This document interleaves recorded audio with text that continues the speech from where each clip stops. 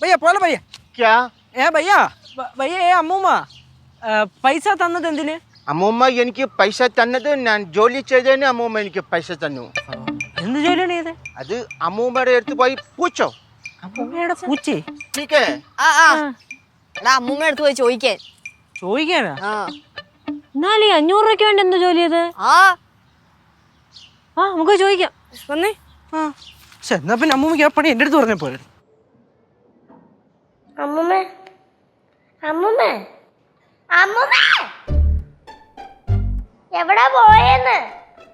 അമ്മൂമ്മേ ചെവി കേൾക്കുന്നില്ലേ? അമ്മൂമ്മേ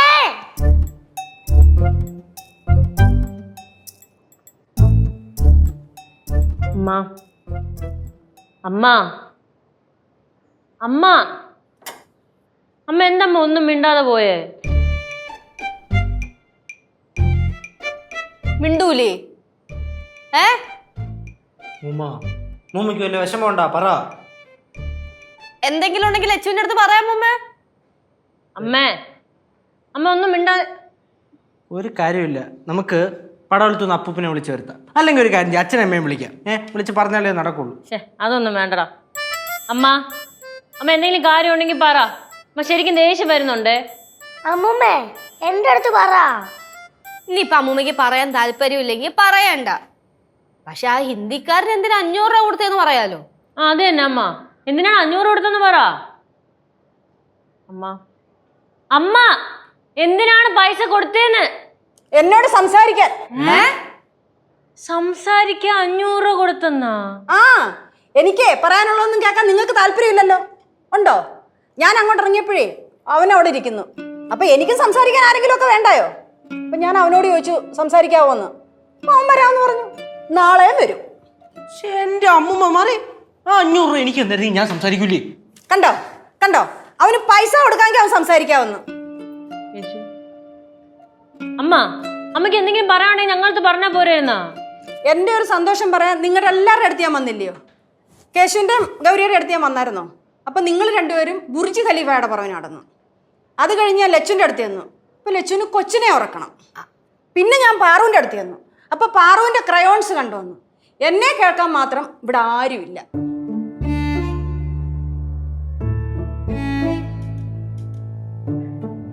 അമ്മ അത് നമ്മളെ സീരിയസ് ആയിട്ടൊരു കാര്യം സംസാരിച്ചോണ്ടിരിക്കുകയായിരുന്നു.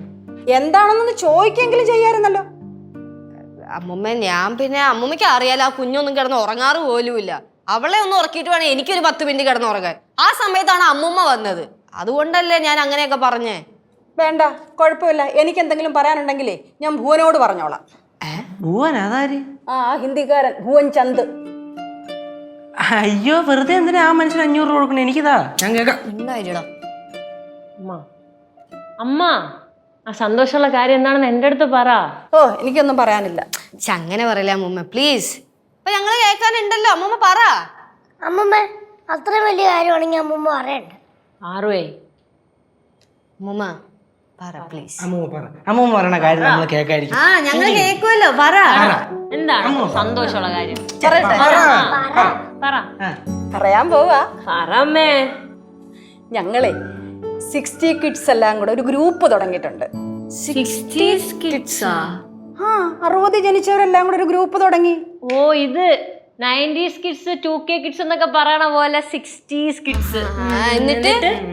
എന്നിട്ട് അതിന്റെ പ്രസിഡന്റ് ആയിട്ട് എല്ലാരും കൂടെ എന്നെയാ തെരഞ്ഞെടുത്തേക്കുന്നത്.